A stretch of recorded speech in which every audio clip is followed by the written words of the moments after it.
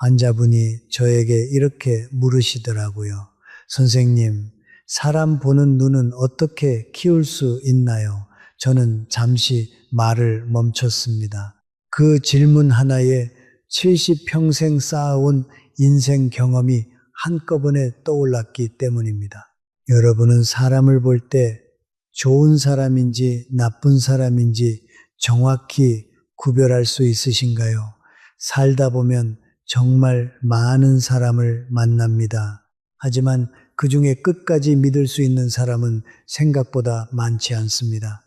처음엔 너무 친절하고 다정하던 사람이 시간이 지나면 전혀 다른 얼굴을 보일 때 그제야 깨닫습니다. 아, 내가 속았구나.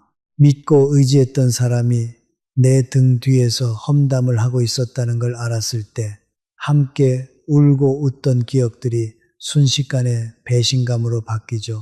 그리고 내가 힘들어 쓰러졌을 때 정작 그 사람은 단 한 통의 연락조차 없을 때 그제야 알게 됩니다.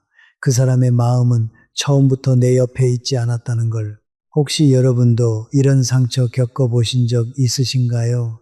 그때 알았더라면, 처음부터 제대로 봤더라면 그 관계를 시작하지 않았을 텐데 이런 후회를 한 번쯤 하셨을 겁니다. 저는 평생 사람을 만나는 일을 해왔습니다. 강의실에서 수천 명의 학생을 만났고 진료실 비슷한 상담 자리에서 수많은 어르신들의 사연을 들었습니다. 그리고 100년이 넘는 세월을 살아오면서 깨달은 게 하나 있습니다. 사람의 본성은 절대 첫 만남에 드러나지 않는다는 것입니다. 오히려 가장 편안할 때, 가장 힘이 생겼을 때, 가장 무방비할 때 드러납니다. 그렇다면 우리는 어떻게 해야 할까요? 어떻게 하면 사람의 진짜 얼굴, 숨겨진 본성을 미리 알아볼 수 있을까요? 지금부터 사람의 본성을 꿰뚫어보는 결정적인 5가지 신호를 알려드리겠습니다. 이 5가지만 알아도 여러분의 인생이 달라집니다. 겉모습에 속지 않고 달콤한 말에 휘둘리지 않고 가면 뒤에 진짜 얼굴을 단번에 알아볼 수 있게 될 것입니다. 오늘 이야기가 마음에 드신다면 구독과 좋아요 부탁드립니다. 여러분의 마음을 안아주는 더 좋은 이야기로 보답하겠습니다. 자, 그럼 첫 번째 신호부터 하나하나 파헤쳐 보겠습니다. 첫 번째 신호는 옷차림입니다. 옷이 뭐 그렇게 중요하냐고 많은 분들이 말씀하십니다. 하지만 놀랍게도 옷은 거짓말을 하지 않습니다. 겉모습을 꾸미든 안 꾸미든 사람은 결국 자신을 드러내는 방식으로 옷을 입습니다. 무심코 고른 한 벌이 그 사람의 성격, 욕망, 심리 상태까지 다 보여줍니다. 심리학자들은 이 현상을 옷이 사고방식을 바꾼다고 해서 인지 옷차림이라고 부릅니다. 미국 노스웨스턴 대학교 연구팀이 실험 참가자들에게 같은 흰 가운을 입히되 한쪽에는 이건 의사 가운이다, 다른 쪽에는 이건 화가의 가운이다 라고 알려줬습니다. 결과는 놀라웠습니다. 같은 옷인데도 의사 가운을 입은 참가자들의 집중력과 판단력이 훨씬 높게 나타났습니다.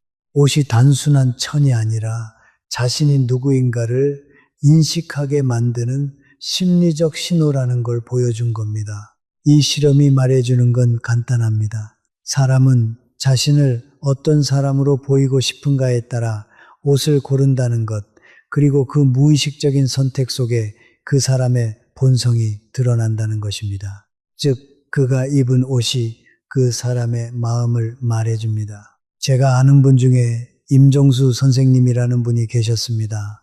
퇴직한 기술자셨는데 늘 똑같은 회색 점퍼를 입고 다니셨어요. 처음엔 그냥 검소한 분이구나 생각했습니다.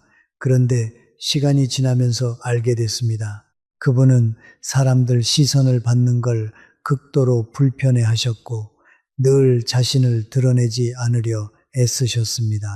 나중에 알고 보니 젊은 시절 크게 실패한 경험이 있으셨고 그 이후로 자신을 감추는 게 습관이 되어버린 거였습니다.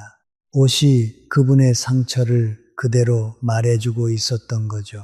반대로 항상 눈에 띄는 빨강이나 노란 옷을 입는 사람도 있습니다. 이 사람은 단순히 화려한 걸 좋아하는 게 아닙니다. 사람들의 시선을 받고 싶은 욕구, 여기 있어요 하고 외치는 내면의 신호일 수 있습니다. 반대로 늘 회색, 검정 같은 무채색만 입는 사람은 자신을 드러내기보다 감추려는 경향이 있습니다. 조용하고 신중한 사람일 수도 있지만 한편으로는 자신을 보호하려는 방어 심리일 수도 있습니다. 또 있습니다.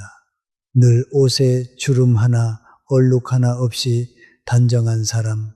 이건 단순히 깔끔한 게 아니라 통제욕과 완벽주의 신호일 때가 많습니다. 세상은 엉망이어도 내 옷만큼은 흐트러지지 않게 만들고 싶은 마음입니다. 늘 대충 입고 다니는 사람은 무책임한 게 아니라 남 눈치보다 내 편한 게 더 중요하다는 태도일 수 있습니다. 즉, 외부 평가보다 자기 기준이 확고한 유형입니다. 여기서 중요한 건 무엇을 입었느냐가 아닙니다. 왜 그 옷을 입었느냐입니다. 같은 옷도 이유는 완전히 다를 수 있습니다. 화려한 옷을 입은 이유가 기분이 좋아서일 수도, 주목받기 위한 계산일 수도 있듯이 말입니다. 정장은 더 극명합니다. 누군가는 상대를 존중하기 위해 입고 누군가는 권위를 과시하기 위해 입습니다. 그래서 관찰해야 할 건 그 사람의 선택 패턴입니다. 첫째, 스타일이 일관적인가? 자기 정체성이 확실한 사람은 유행이 바뀌어도 본인만의 축이 있습니다. 반대로 스타일이 하루 다르게 바뀌면 타인의 평가에 휘둘리는 사람일 가능성이 큽니다. 둘째, 만나는 사람에 따라 옷차림이 달라지는가? 후배 앞에서는 아무렇게나 윗사람 앞에서는 번듯하게 차려입는다면 그건 상황이 아니라 이득을 기준으로 사람을 대하는 겁니다. 셋째, 타인의 말 한마디에 바로 옷이 바뀌는가? 그거 안 어울려 한마디에 다음 날부터 사라지는 옷. 그거 요즘 유행이야 한마디에 바로 바뀌는 스타일. 이건 자기 확신이 약한 사람의 전형적인 모습입니다. 결국 옷은 보여지는 나와 진짜 나 사이의 거리입니다. 그 거리가 가까운 사람일수록 진실하고 멀수록 꾸밈과 계산이 많습니다. 프랑스의 어느 철학자는 말했습니다. 옷은 언어다. 사람은 옷으로 자신을 말한다. 맞습니다. 말은 얼마든지 꾸밀 수 있지만 매일 입는 옷은 무의식이 고릅니다. 이제부터 사람을 볼 때 그 옷이 예쁜가 보다 왜 저걸 골랐을까를 보세요. 그 한 번의 옷이 그 사람의 본심을 가장 먼저 말해줍니다. 이것이 바로 사람의 본성을 알아보는 첫 번째 신호입니다. 두 번째 신호는 말버릇입니다. 옷차림이 겉모습이라면 말버릇은 그 사람의 속마음이 흘러나오는 창문입니다. 우리는 이렇게 말하죠. 말 한마디에 천냥 빚도 갚는다. 말이 씨가 된다. 그런데 이건 단순한 속담이 아닙니다. 심리학적으로 증명된 과학적 사실입니다. 미국 하버드 대학교 심리학과 연구팀은 10년 동안 수천 명의 대화를 분석했습니다. 그 결과는 충격적이었습니다. 사람의 성격과 태도, 심지어 인생관까지도 그가 평소에 무심코 사용하는 단어와 말투 속에 드러난다는 것입니다. 즉, 사람의 말버릇은 그 사람의 인격을 숨김없이 보여주는 언어적 지문입니다. 옷은 꾸밀 수 있습니다. 표정은 연기할 수 있습니다. 행동은 통제할 수 있습니다. 하지만 입에서 무심코 튀어나오는 말버릇만큼은 절대 속일 수 없습니다. 그렇다면 조심해야 할 위험한 말버릇 첫 번째는 자기 자랑이 끊이지 않는 사람입니다.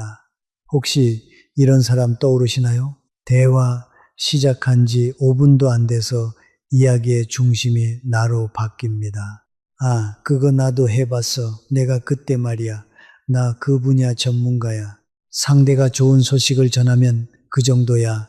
나는 그보다 더해서 상대가 힘들다 하면 나는 더 어려운 일도 견뎌 결국 모든 대화가 나의 무용담으로 끝납니다. 제가 예전에 강연을 다니면서 만났던 한 분이 떠오릅니다. 황성호라는 분이었는데 처음 만났을 때는 정말 유능하고 자신감 있어 보였습니다. 회사에서도 꽤 인정받는 분이었고요. 그런데 몇 번 더 만나면서 알게 된 게 있습니다. 그분은 모든 대화를 자기 성공 이야기로 끌고 가는 습관이 있었습니다. 누가 힘든 일을 이야기하면 곧바로 자기가 겪은 더 힘든 일로 화제를 돌렸고 누가 작은 성취를 자랑하면 자기는 그보다 훨씬 큰 걸 해냈다고 덧붙였습니다. 처음엔 다들 그분을 대단하다고 생각했지만 시간이 지나면서 사람들이 하나둘 멀어졌습니다. 아무도 그분 앞에서는 마음을 열고 이야기하지 못했거든요. 사회 심리학자들이 이런 사람들을 추적 연구한 결과가 있습니다. 30년 가까이 이어진 연구였는데 결론은 단 하나였습니다. 자기 자랑이 많은 사람일수록 속은 불안하고 자신감이 부족하다는 것입니다. 진짜 강한 사람은 자랑하지 않습니다. 굳이 말하지 않아도 그 사람의 존재가 이미 말하고 있기 때문입니다. 하버드 대학교의 또 다른 실험도 흥미롭습니다. 참가자들에게 다른 사람들과 자유롭게 대화하라고 지시한 뒤 그 대화를 녹음했습니다. 이후 참가자들이 얼마나 자기 자신에 대해 이야기했는지 분석했죠. 결과는 예상과 달랐습니다. 자기 이야기를 많이 한 사람일수록 뇌의 쾌락 중추가 강하게 활성화된 것입니다. 즉, 자기 얘기를 할 때 뇌는 마치 돈을 벌거나 음식을 먹을 때처럼 쾌감을 느낀다는 겁니다. 그래서 이런 사람은 자기 이야기 중독자입니다. 여러분의 이야기를 듣는 척 하지만 사실은 다음에 무슨 말을 할지 계산하고 있습니다. 처음엔 유능해 보입니다. 자신감 있고 리더십 있어 보이죠. 하지만 시간이 지나면 결국 모든 공을 자기가 가져가고 여러분의 노력을 자기 성과로 둔갑시킵니다. 이 사람에게 중요한 건 우리가 아닙니다. 항상 나입니다. 두 번째 위험한 말버릇은 남의 말을 끊는 습관입니다.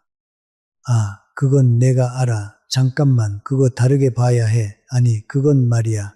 여러분이 말을 다 끝내지도 않았는데 갑자기 끼어들어 자기 말부터 하는 사람 한 번쯤은 만나보셨을 겁니다. 대화는 캐치볼입니다. 서로 주고받으며 흐름을 만드는 거죠. 하지만 이런 사람은 공을 독점합니다. 던지지도 받지도 않습니다. 그냥 계속 자기만 던집니다. 미국 조지타운 대학교의 한 교수가 20년간의 연구 끝에 이렇게 말했습니다.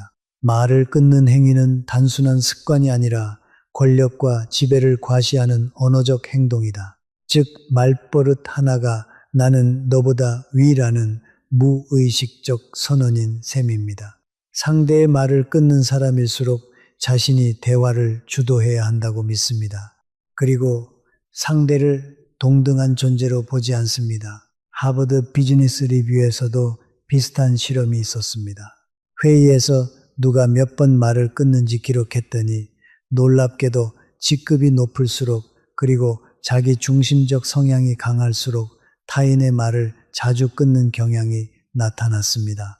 즉, 말버릇 하나로 그 사람의 권력욕과 성격까지 드러난다는 거죠. 혹시 주변에 이런 사람 있으신가요? 여러분이 말하려는 순간 그건 말이야 하며 끼어드는 사람, 그 사람은 여러분을 존중하지 않습니다.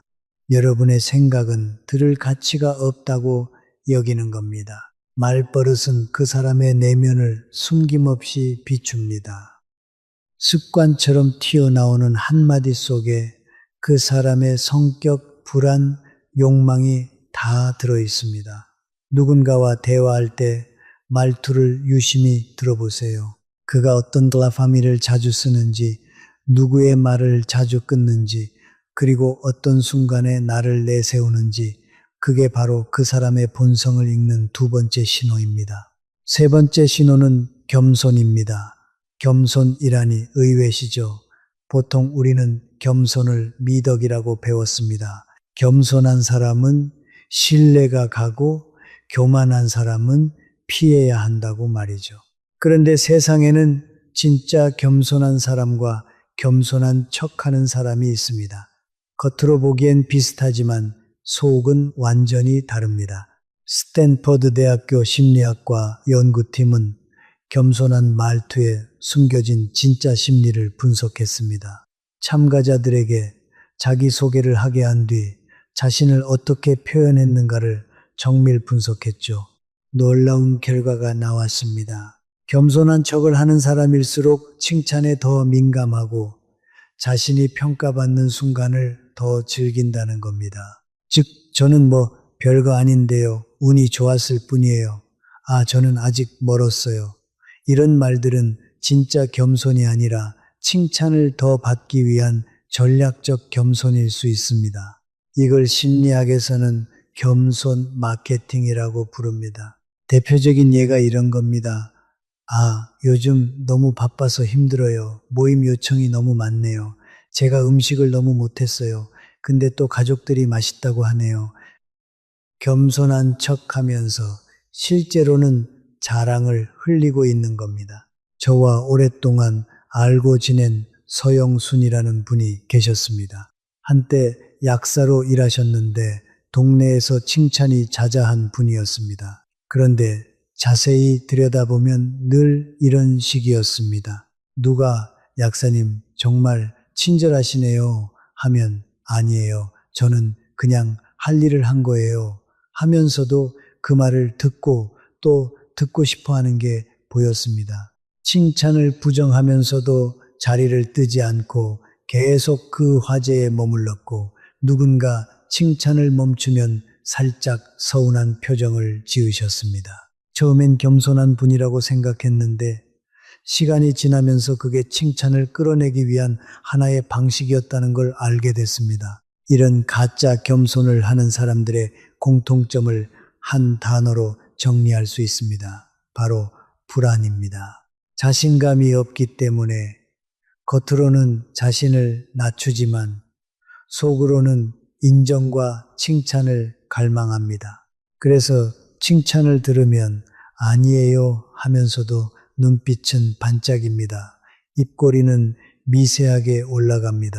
더 듣고 싶다는 무의식의 신호죠.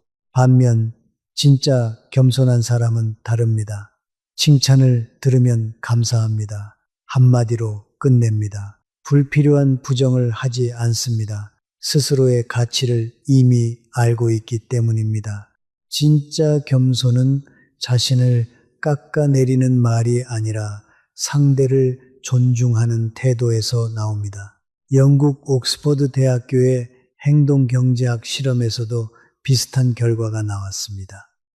참가자들에게 칭찬을 받았을 때의 반응을 비교했더니 아니에요, 저는 못해요 라고 부정하는 사람보다 감사합니다, 여러분 덕분이에요 라고 답한 사람이 오히려 더 겸손하고 매력적으로 평가됐습니다. 즉, 진짜 겸손은 부정이 아니라 인정에서 나온다는 겁니다. 스스로의 능력을 부정하지 않고 타인의 공을 함께 인정할 줄 아는 태도, 그게 바로 성숙한 겸손입니다. 겸손한 척하는 사람의 특징은 명확합니다.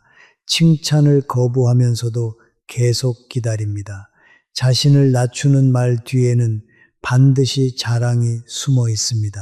상대가 자신을 칭찬하지 않으면 서운해합니다. 겸손을 이용해 분위기를 통제하려 합니다. 이들은 겸손이 아니라 조종을 합니다. 반응을 유도하고 칭찬을 스스로 끌어내려 합니다. 진짜 겸손은 조용합니다.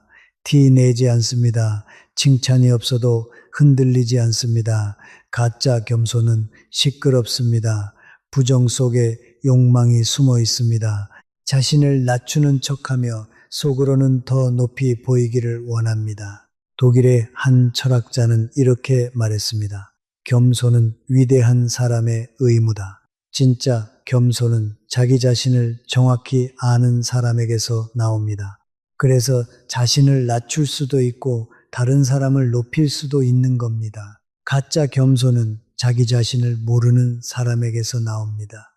그래서 남의 칭찬에 흔들리고 평가에 목매게 되는 겁니다. 이제부터 사람을 볼 때 겉으로만 겸손한 사람에게 속지 마세요. 저는 별거 아니에요. 그 말 뒤에 숨은 의도를 보세요. 그 말이 정말 자기 절제의 표현인지 아니면 칭찬을 더 받고 싶다는 유혹의 언어인지. 진짜 겸손은 말이 적고 가짜 겸손은 말이 깁니다. 진짜 겸손은 담담하고 가짜 겸손은 연극적입니다. 그 차이를 구별할 줄 아는 순간 여러분은 사람의 본심을 꿰뚫어 보는 눈을 갖게 됩니다. 이것이 사람의 본성을 알아보는 세 번째 신호입니다. 네 번째 신호는 시선입니다. 사람의 눈은 거짓말을 하지 않습니다. 말은 얼마든지 꾸밀 수 있어도 눈빛만큼은 속일 수 없습니다. 혹시 이런 경험 있으신가요? 분명 웃고 있는데 그 웃음이 이상하게 불편하게 느껴지는 사람, 말은 친절한데 눈빛은 차갑고 계산적인 사람, 이상하게 눈이 마주치면 등골이 서늘해지는 그런 느낌. 그건 단순한 느낌이 아닙니다. 뇌가 이미 그 사람의 진짜 감정을 포착한 겁니다. 미국 프린스턴 대학교 심리학 연구팀은 사람들이 타인의 눈을 볼 때 0.1초 만에 신뢰 여부를 판단한다는 걸 밝혔습니다. 불과 0.1초 말 한마디 나오기도 전에 우리의 뇌는 상대의 눈빛을 보고 이 사람 믿을 만한가를 이미 결정하고 있습니다. 그럼 어떤 눈빛에서 사람의 본심이 드러날까요? 첫째, 눈을 피하는 사람입니다. 이건 단순히 부끄러움의 문제가 아닙니다. 하버드 대학교의 사회인지 실험에 따르면 타인의 시선을 회피하는 사람은 자기 감정을 숨기려는 경향이 강했습니다.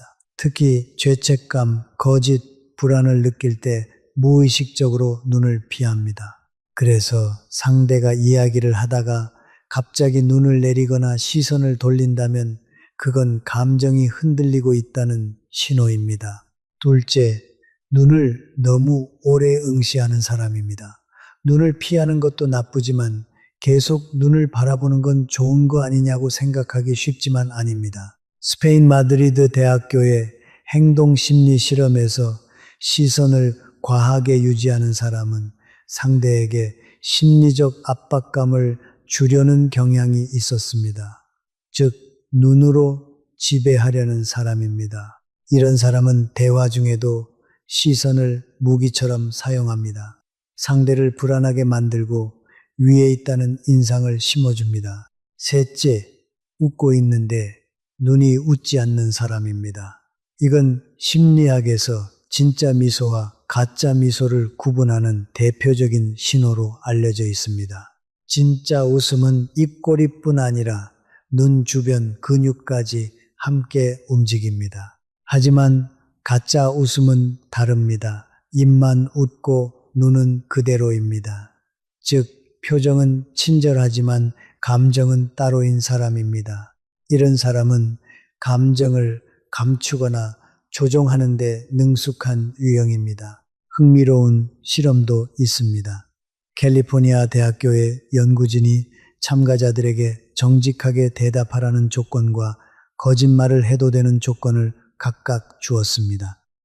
그 후 미세 표정 분석 장비로 관찰한 결과 거짓말을 할 때 사람들의 눈동자가 미세하게 흔들리고 눈 깜빡임 횟수가 증가했습니다.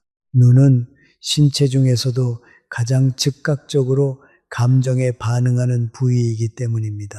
즉, 입은 거짓말을 할 수 있어도 눈은 순간적으로 진실을 고백합니다. 그렇다면 실전에서 사람의 눈을 어떻게 읽을 수 있을까요? 대화 중 시선을 자주 피하는가, 감정적으로 불안하거나 무언가 숨기고 있을 가능성입니다. 눈을 과하게 응시하는가, 권력욕이 강하거나 상대를 통제하려는 심리입니다. 눈이 웃지 않는가, 진심 없는 친절, 계산된 관계일 확률입니다. 눈빛에는 의도가 없습니다. 그냥 본능입니다. 그래서 더 진실합니다. 독일의 한 철학자는 이렇게 말했습니다. 말은 생각을 숨기지만 눈은 영혼을 드러낸다. 사람을 볼 때 말보다 눈을 먼저 보세요. 그 사람이 어떤 마음으로 여러분을 대하는지 그 눈빛 하나면 충분합니다. 다섯 번째 신호는 권력을 쥐었을 때 변하는가입니다. 사람의 본성은 평범할 때보다 힘을 가졌을 때 가장 적나라하게 드러납니다. 권력은 거짓말을 하지 않습니다. 권력은 가면을 벗깁니다. 권력은 그 사람의 진짜 얼굴을 드러냅니다. 미국 스탠포드 대학교에서 심리학 역사상 가장 충격적인 실험이 있었습니다. 바로 스탠포드 감옥 실험입니다. 한 심리학자가 평범한 대학생들을 모집했습니다. 그들 중 정신적으로 건강하고 성숙한 사람들만 선별했죠. 그리고 반은 교도관, 반은 죄수 역할을 맡겼습니다. 그저 단순한 역할극이었습니다. 단 2주간의 실험으로 계획됐지만 6일 만에 실험은 중단됐습니다. 왜였을까요? 교도관 역할을 맡은 학생들이 조금씩 변하기 시작했습니다. 처음엔 장난처럼 명령을 내리더니 며칠 뒤엔 죄수들을 모욕하고 통제했습니다. 폭언이 나오고 심지어 폭행까지 일어났습니다. 평범하던 대학생들이 단 며칠 만에 권력에 취한 겁니다. 옷과 호칭에 힘만 주었을 뿐인데 그들의 말투가 달라지고 눈빛이 달라지고 인간성이 완전히 바뀌어 버린 것입니다. 실험을 멈추며 그 심리학자는 이렇게 말했습니다. 권력은 인간의 본성을 드러내는 가장 잔인한 거울이다. 그렇다면 이건 단지 실험실 이야기일까요? 아닙니다. 우리 일상에서도 똑같이 벌어집니다. 첫째, 직급이 오르자 변하는 사람입니다. 평사원일 때는 누구보다 다정했습니다. 같이 밥 먹고 웃고 고민도 나누던 사람이었죠. 그런데 팀장이 되자 말투가 달라집니다. 이거 해, 저거 당장 처리해. 예전엔 부탁이었는데 이젠 명령입니다. 조금의 권한을 쥐는 순간 동료는 부하가 되고 대화는 지시가 됩니다.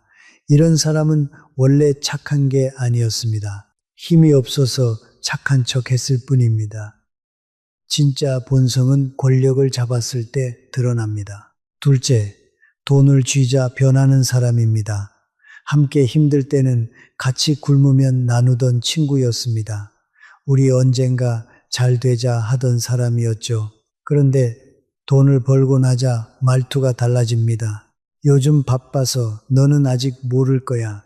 예전엔 함께였던 우리가 이젠 너와 나로 갈라집니다.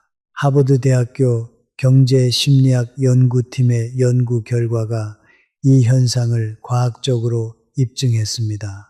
사람은 돈이 많아질수록 공감 능력이 급격히 줄어듭니다. 부유한 참가자들은 타인의 고통에 무감각해졌고 불편한 장면을 봐도 뇌의 감정 반응이 둔해졌습니다.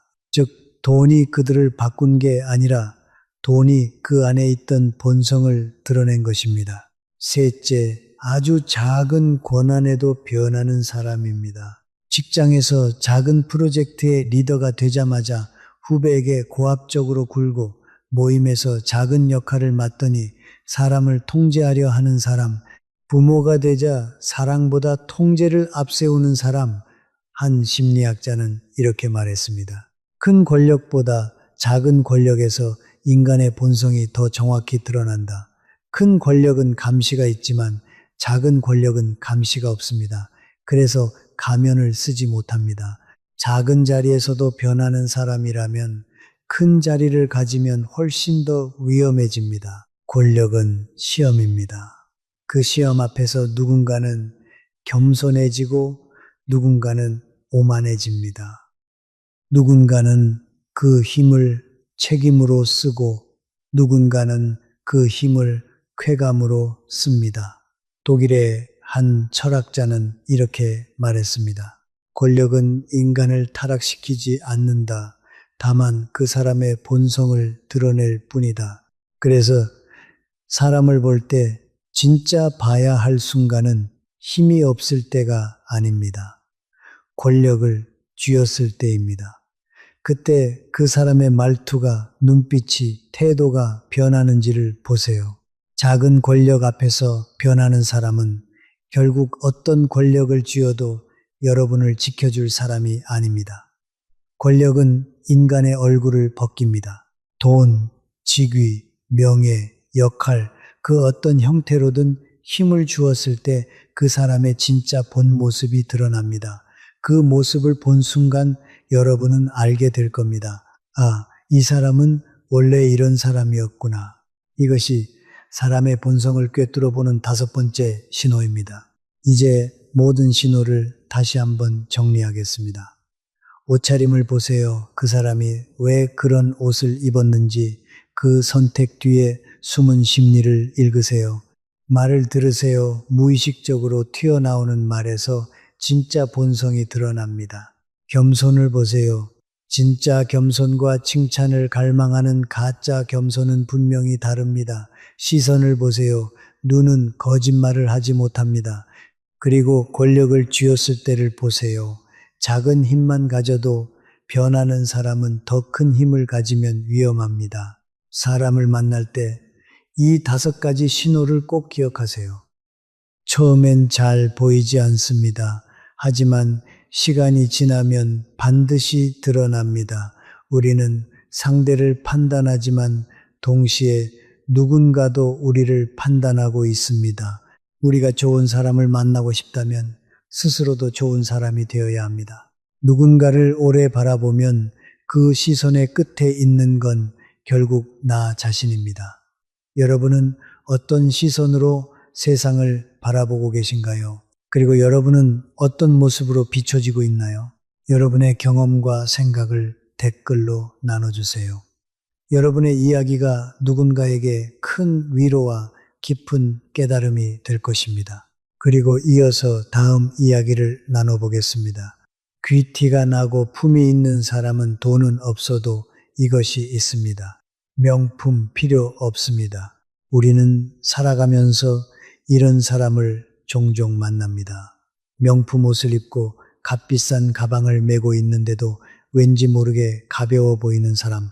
반대로면 티셔츠 하나 입었을 뿐인데 묘하게 품격이 느껴지는 사람이죠. 왜 이런 차이가 생길까요? 돈일까요? 외모일까요? 아니면 정말로 눈에 보이지 않는 무언가가 있는 걸까요? 오늘 이 시간에는 돈이 없어도 귀티나는 사람들의 5가지 비밀을 알려드립니다. 그 어디에서도 말해주지 않는 진짜 품격 있는 사람들의 공통점을 하나씩 풀어드리겠습니다. 첫 번째, 정말 중요한 건 어떤 옷이 아니라 어떤 태도입니다. 여러분은 이런 사람 본 적 있으시죠? 딱히 멋부린 것 같진 않은데 그 사람 옆에만 있어도 괜히 자세가 바르게 되는 사람, 무슨 향수를 쓴 것도 아닌데 말없이 앉아있는 모습만으로도 품격이 느껴지는 사람, 그게 바로 진짜 귀티입니다. 명품을 걸쳐서 나는 게 아니라 살아온 태도에서 자연스럽게 스며 나오는 향기입니다. 반대로 온몸의 명품을 휘감고 크게 웃고 유쾌한 척 하는데도 이상하게 가벼움이 느껴지는 사람도 있지 않나요? 왜 이런 차이가 생길까요? 귀티는 결국 축적된 태도에서 나옵니다. 그 사람의 눈빛, 말투, 앉는 자세, 손의 움직임, 말의 속도까지 말하지 않아도 드러나는 그 사람의 결이 귀티를 결정합니다. 미국의 한 심리학 연구에 따르면 첫 인상에서 느끼는 인상의 60% 이상이 말의 내용이 아니라 비언어적 태도에서 결정된다고 합니다. 즉 귀티는 말이 아니라 말하기 전부터 이미 드러나는 겁니다. 귀티 있는 사람은 말을 끊지 않고 끝까지 마무리합니다. 그러니까 아시잖아요. 이런 식으로 흐리는 게 아니라 저는 이렇게 생각해요. 그 부분은 조심스럽게 받아들였습니다. 자신의 말을 책임지는 말투입니다. 그 말투에서 인생이 느껴집니다. 로마의 한 철학자는 말은 그 사람의 내면이 걷는 발자국이다라고 했습니다. 그리고 말보다 더 중요한 건 몸의 태도입니다. 허리를 곱게 세우고 조용히 앉아 있는 사람에겐 눈을 마주치기만 해도 묵직한 신뢰가 느껴집니다. 반대로 말하면서 손을 크게 휘두르거나 앉자마자 다리를 떠는 사람에겐 그 불안이 그대로 전달되지요. 사람은 절대 말로만 자기 자신을 설명하지 못합니다. 오히려 말하지 않는 순간에 그 사람의 품격은 고스란히 드러납니다. 그건 결국 누가 보지 않아도 나를 정돈하며 살아온 사람만이 가질 수 있는 힘입니다. 독일의 한 철학자는 인간의 품성은 그가 혼자 있을 때 무엇을 하는가에 의해 드러난다고 말했습니다. 귀티는 입는 게 아닙니다. 있는 척 한다고 따라올 수 있는 것도 아닙니다.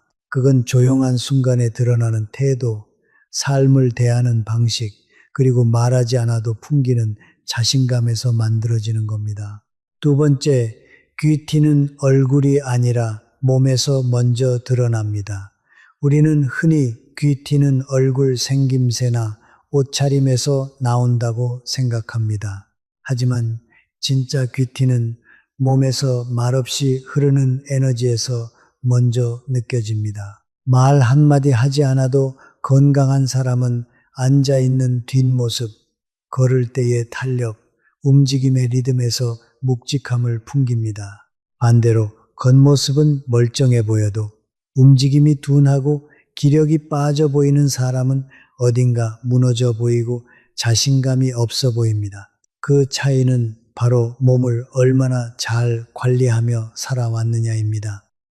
근육은 인격이다라는 표현이 있을 정도로 몸의 상태가 그 사람의 삶 전체를 보여준다는 연구가 있습니다.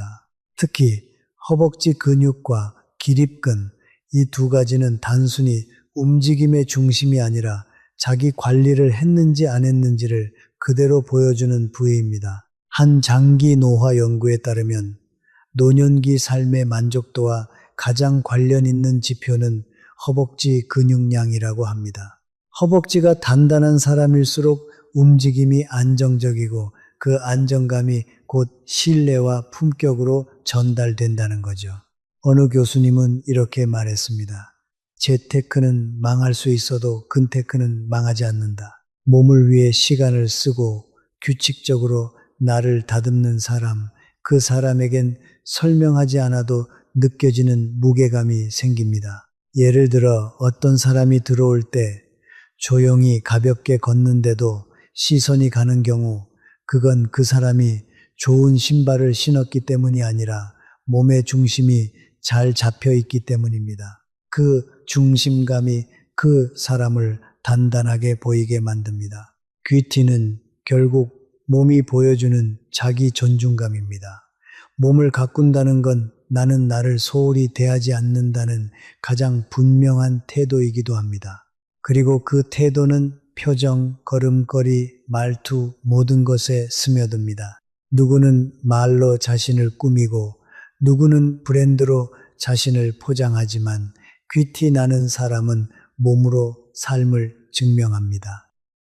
세 번째, 여유 있는 사람만이 풍길 수 있는 기품이 있습니다. 한 사람을 보면 알 수 있습니다. 그 사람은 시간에 쫓기며 사는 사람인지 아니면 시간을 품고 사는 사람인지. 진짜 귀티는 바로 이 차이에서 나옵니다. 안정되게 정리된 옷차림, 여유로운 말의 속도, 상대가 말할 때 끼어들지 않는 태도, 이건 그 사람이 시간을 어떻게 쓰고 있는지 그대로 보여줍니다. 우리가 저 사람은 뭔가 있어 보인다고 느끼는 순간은 화려하게 꾸몄을 때가 아니라 그 사람이 시간에 쫓기지 않을 때입니다. 여유는 결국 존재감의 밀도입니다. 여유를 가진 사람은 먼저 도착해도 조급하지 않고 대화가 잠시 끊겨도 불안해하지 않습니다. 그 침묵조차 품격으로 채워집니다. 제가 알던 어느 강연자 한 분은 지방 강연이 있을 땐 꼭 2시간 먼저 도착한다고 하셨습니다. 그 이유를 이렇게 말해 주셨죠. 허둥대기 싫어서요. 그 몇 시간을 미리 확보하면 그날의 말투와 얼굴이 달라지거든요. 이건 단순한 시간 관리가 아닙니다. 자기 자신을 대하는 태도의 총합입니다. 이 여유는 시간이 많아서 생기는 게 아닙니다. 돈이 많다고 해서 자동으로 생기는 것도 아닙니다. 진짜 귀티 있는 사람은 바쁠수록 천천히 움직입니다. 할 말이 많아도 조용히 듣습니다. 누구보다 시간이 귀하지만 그 시간을 남에게도 기꺼이 나눌 줄 압니다. 그게 바로 내면이 단단한 사람의 시간 태도입니다. 반대로 늘 바쁘고 늘 늦고 항상 누군가와 약속을 겹치게 잡고 죄송해요. 잠깐만요. 제가 정신이 없어서 이런 말이 습관이 된 사람에겐 귀티는커녕 신뢰도 쌓이지 않습니다. 심지어 아무리 명품을 걸쳐도 그 태도에서 이미 가벼움이 먼저 느껴지게 됩니다. 진짜 귀티는 시간을 지배할 줄 아는 사람에게서 흐릅니다. 시계를 보지 않아도 언제 움직여야 할지, 아는 사람, 말을 아껴도 언제 말을 꺼내야 할지 아는 사람, 그 사람의 말투, 걸음, 표정, 기다림, 모든 리듬에 단단한 여유가 배어 있습니다. 그 여유는 우아함을 만들고 그 우아함이 바로 귀티가 됩니다. 네 번째, 귀티는 결국 관계에서 가련합니다. 어떤 사람은 처음 봤을 땐 괜찮아 보였는데 말 몇 마디 나누고 나면 마음이 서늘해집니다. 반대로 말수도 많지 않고 조용한데 만날수록 마음이 따뜻해지고 신기하게 자꾸 생각이 납니다. 귀티는 결국 관계에서 남기는 인상입니다. 한 심리학 실험에 따르면 30분간 서로 질문을 주고받은 낯선 두 사람이 놀랍게도 70% 이상 상대에게 호감이 생겼다고 응답했습니다. 그 차이를 만든 건 외모나 스펙이 아니라 자기 얘기만 하지 않고 상대 감정을 잘 들어주는 태도였습니다. 귀티는 말을 많이 해서 생기는 게 아닙니다. 상대의 말을 조용히 잘 들어주는 사람에게서 흐릅니다. 독일의 한 철학자는 훌륭한 사람은 말보다 듣는데 능하다고 말했습니다. 듣는다는 건 단순히 귀를 여는 일이 아니라 상대의 감정을 내 마음에 담아주는 능력입니다. 반면 귀티 없는 사람은 관계 안에서 끊임없이 자기 얘기, 자기의 불만, 자기의 기준을 이야기합니다. 겉으로는 예의 바르지만 상대가 말할 틈도 감정을 머무를 시간도 주지 않죠. 이런 사람 앞에선 아무리 예쁘게 말하려도 내 말이 초라해지고 나까지 작아지는 느낌을 받게 됩니다. 진짜 귀티 있는 사람은 상대가 말할 때 자신의 차례를 기다리는 게 아니라 그 마음의 흐름을 따라갑니다. 공감은 기술이 아니라 태도입니다. 그건 내가 중심에 있지 않다는 의미입니다. 어느 심리학자는 사랑에 관한 책에서 이렇게 썼습니다. 성숙한 사람은 타인을 소유하려 하지 않고 그 존재가 스스로 피어나도록 돌본다. 귀티는 이런 관계에서만 만들어집니다. 내가 상대를 무언가로 바꾸려 하지 않을 때, 그 자체로 아름답다고 느낄 때, 그 순간 관계는 기품을 갖게 됩니다. 그래서 귀티는 혼자 있을 때보다 타인을 대하는 태도에서 더 뚜렷하게 드러납니다.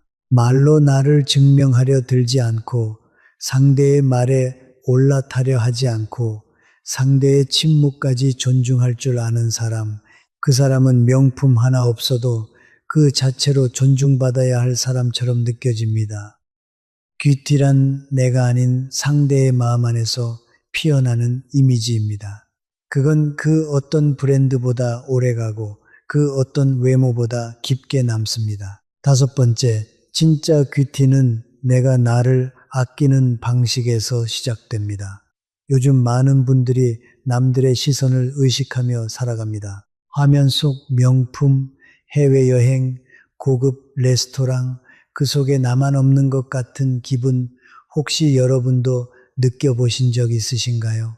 그런데 우리가 부티라고 믿고 따라가는 그 모습들, 실제로는 편집된 세계일 수 있습니다.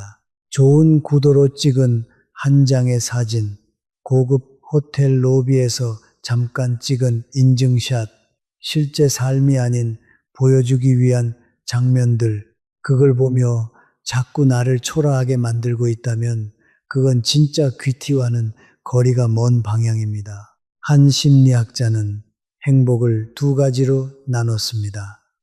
쾌락 중심의 행복과 의미 중심의 행복입니다. 우리가 화면 속 모습을 보며 부러워하는 장면들 대부분은 바로 이 쾌락 중심의 행복입니다. 지금 이 순간 좋으면 그만이라는 감정. 하지만 그 감정은 오래가지 않습니다. 금세 사라지고 다시 또 갈망하게 되죠. 반면 의미 중심의 행복은 다릅니다. 조금 느리고 조용하지만 내가 원하는 방식으로 살아가고 있다는 안정감, 그게 바로 귀티의 핵심입니다. 귀티 나는 사람들은 자기 기준을 가지고 있습니다. 남들이 뭐라 해도 자신에게 중요한 가치를 압니다. 무엇을 위해 시간을 쓸지, 어디에 마음을 쓸지, 어떤 감정을 품을지 스스로 선택하고 책임지는 삶, 그런 사람에게선 겉으로 보이지 않아도 단단한 빛이 납니다. 한 철학자는 다른 누구보다 먼저 스스로에게 존중받을 수 있어야 한다고 말했습니다. 진짜 귀티는 남이 나를 부러워하는 게 아니라 내가 나를 존중하는 마음에서 시작됩니다. 우리가 종종 하는 착각 중 하나가 돈이 많으면 귀티가 난다는 겁니다. 하지만 생각해 보면 돈이 많은 사람 중에도 무례하고 촌스럽고 시끄러운 사람은 많습니다. 반대로 가진 것이 많지 않아도 마음을 쓰는 방식, 시간을 아끼는 태도, 그리고 삶을 대하는 철학에서 이 사람은 자기 삶을 잘 갖고 온 사람이구나 하고 느껴질 때가 있습니다. 그게 바로 귀티입니다. 귀티는 결국 누가 나를 어떻게 보는지가 아니라 내가 나를 어떻게 대하고 있는가에서 피어납니다. 자기 기준으로 하루를 설계하고 감정을 스스로 돌보고 다른 사람과 비교하지 않고 내 삶의 중심을 지켜내는 사람, 그 사람은 명품 하나 없어도 자연스럽게 귀티가 납니다. 혹시 지금도 나는 뭐 하나 제대로 가진 게 없다고 느끼고 계시다면 이 말을 꼭 전하고 싶습니다. 지금 내가 살고 싶은 방식으로 조금이라도 살아가고 있다면 여러분에겐 이미 귀티가 흐르고 있는 겁니다. 그런데 여러분, 여기서 한 가지 꼭 짚고 넘어가야 할 것이 있습니다. 바로 귀티와 부티는 전혀 다르다는 점입니다. 우리는 종종 이렇게 말하지요. 우와, 저 사람 귀티 난다. 하지만 자세히 보면 그건 진짜 귀티가 아니라 그냥 부티일 가능성이 많습니다. 부티는 말 그대로 부자처럼 보이려는 티입니다. 비싼 차, 명품 옷, 고급 시계처럼 눈에 띄는 것들로 나를 포장하는 것, 사람들의 시선을 끌기 위해 보여주기 위해 덧입히는 껍데기 같은 거죠. 그런데 귀티는 다릅니다. 귀티는 숨겨도 흘러나오는 것입니다. 그 사람의 말투, 태도, 자세, 상대를 대하는 방식 속에서 조용히 스며 나오는 품격입니다. 부티는 외모에서 시작되지만 귀티는 태도에서 시작됩니다. 부티는 나 이런 사람이다 하고 외치지만 귀티는 말하지 않아도 저 사람은 다르다는 인상을 남깁니다. 부티는 돈이 많으면 누구든 가질 수 있지만 귀티는 아무나 가질 수 없습니다. 돈이 없더라도 스스로를 아끼고 말투를 정돈하며 시간을 의미 있게 쓰는 사람에게 그 단단한 향기처럼 피어나는 게 귀티입니다. 또 하나 중요한 차이가 있습니다. 부티는 시간이 지나면 퇴색되지만 귀티는 시간이 쌓일수록 깊어집니다. 나이 들수록 브랜드 하나로는 결코 채워지지 않는 그 깊이, 그건 부티가 아니라 살아온 시간 속에 남는 태도와 품격의 기록입니다. 누군가는 부티를 자랑합니다. 하지만 사람들은 귀티에 끌립니다. 귀티 있는 사람은 우와, 저 옷 어디서 샀을까 보다 저 사람처럼 나도 나이 들고 싶다는 생각을 들게 만듭니다. 혹시 지금까지 부티를 귀티로 착각하며 무리하게 나를 꾸며왔던 건 아니셨나요? 이제는 방향을 바꿔야 할 때입니다. 부티는 보여주기 위한 삶이고 귀티는 나를 정돈하는 삶입니다. 그럼 우리도 귀티를 만들 수 있을까요?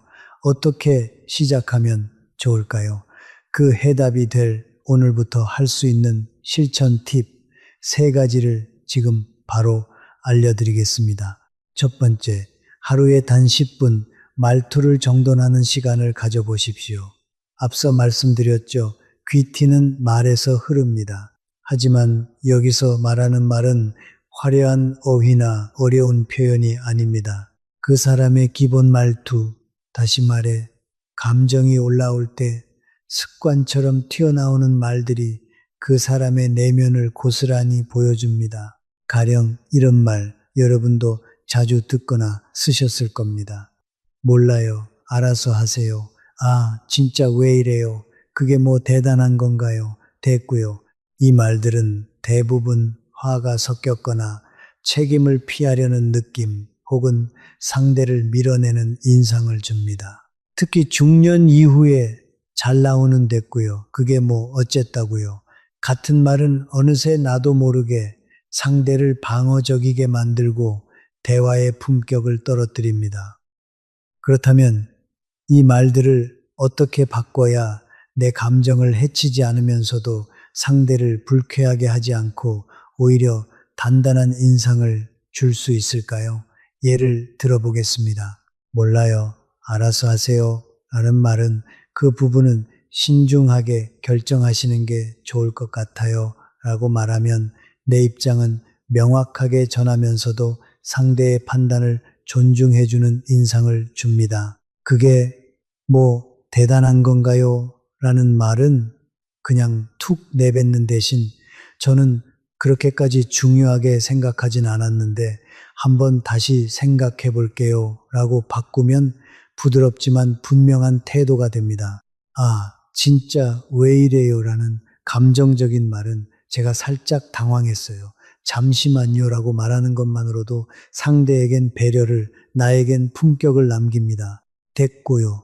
라는 단절의 말은 이야기를 조금 정리해 볼게요. 라고 하면 대화의 흐름을 끊지 않으면서도 내 입장을 조율할 수 있습니다. 심리학자들은 말합니다. 우리가 일상에서 무심코 쓰는 말들이 사람이 느끼는 이미지를 결정하는데 큰 영향을 미친다고요. 그리고 로마의 한 철학자는 이렇게 말했습니다. 말은 그 사람의 내면이 걷는 발자국이다. 무슨 말을 하는지가 아니라 그 말을 어떤 톤으로 어떤 태도로 하느냐가 그 사람의 인생을 말해주는 겁니다. 따라서 하루에 단 10분만이라도 내가 평소 자주 쓰는 말을 떠올려 보세요. 그리고 그 중에서도 짜증날 때, 당황할 때, 피곤할 때 나오는 말투를 한두 개씩만 바꿔보는 겁니다. 말투를 바꾸는 건 내 인생의 분위기를 바꾸는 시작입니다. 귀티는 말에서 흐릅니다. 그리고 말은 결국 마음의 상태가 언어로 흘러나온 것입니다. 정돈된 말에는 단정한 내면이 묻어납니다. 두 번째, 시간을 쓰는 방식이 곧 여러분의 품격입니다. 귀티나는 사람들의 공통점이 하나 있습니다. 그들은 시간을 다룹니다. 시간이 많아서가 아닙니다. 돈이 많아서도 아닙니다. 나는 내 시간에 책임진다는 태도가 몸에 배어 있는 겁니다. 혹시 이런 사람 보신 적 있으신가요? 약속 장소에 늘 5분, 10분 먼저 와 있고 도착해서도 허둥대지 않고 조용히 기다리는 사람. 그런 사람은 대화가 시작되기 전부터 상대에게 이미 안정감을 줍니다. 반대로 늘 급한 표정으로 숨차게 들어오며 죄송해요. 차가 막혀서 정신이 없네요. 이렇게 시작하는 사람은 아무리 명품을 입고 목소리를 크게 내도 이상하게 급하고 가벼운 인상이 남습니다. 귀티는 옷보다 움직임에서 먼저 흐릅니다. 그리고 그 움직임은 시간을 다루는 태도에서 나옵니다. 한 심리학자는 책에서 사람의 시간 감각이 삶 전체에 영향을 미친다고 말했습니다. 특히 시간을 주도하는 사람일수록 타인에게 안정감을 준다고 했습니다. 이건 실전에서도 증명됩니다. 모임, 미팅, 가족 행사, 모든 관계에서 늦지 않는 사람, 조급하지 않은 사람이 항상 더 품위 있게 기억됩니다. 시간을 정리한다는 건 내가 삶을 단정하게 가꾸고 있다는 표시입니다. 그래서 오늘 제안드립니다.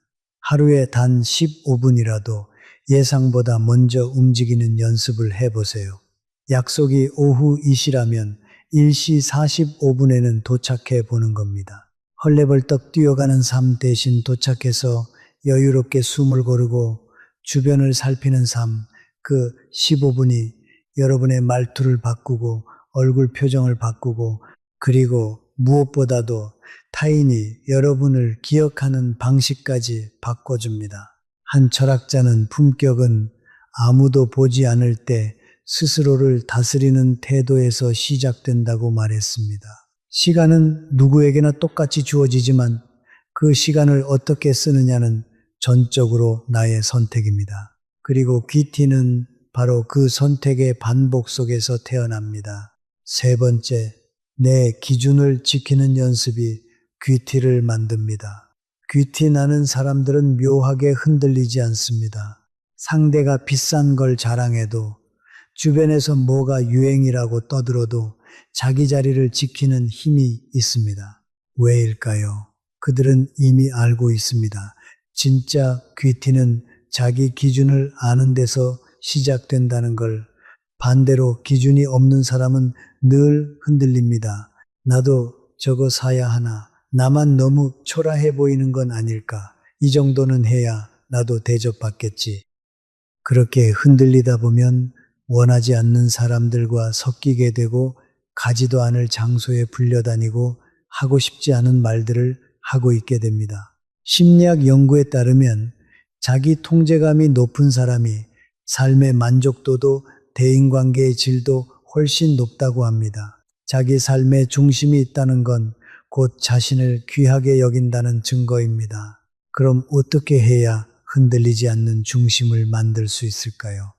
바로 오늘부터 나는 어떤 사람이 되고 싶은가? 이 질문을 스스로에게 던져보는 겁니다. 예를 들어 이런 식입니다. 나는 남들보다 늦더라도 내 말투만큼은 단정했으면 좋겠어. 나는 돈이 많지는 않아도 내 시간은 귀하게 다뤘으면 좋겠어. 나는 다른 사람 흉보는 자리에서는 웃지 않는 사람이 되고 싶어. 이렇게 나만의 기준을 하나씩 정리하다 보면 말이 조용해지고 눈빛이 또렷해지고 결국 태도도 정돈되기 시작합니다. 그런 사람에게서는 화려하진 않아도 단단한 향기가 납니다. 한 철학자는 그 누구보다 먼저 스스로에게 존경받을 수 있어야 한다고 말했습니다. 귀티는 남의 시선이 아닌 내 기준으로 나를 귀하게 여기는 사람에게서만 흐릅니다.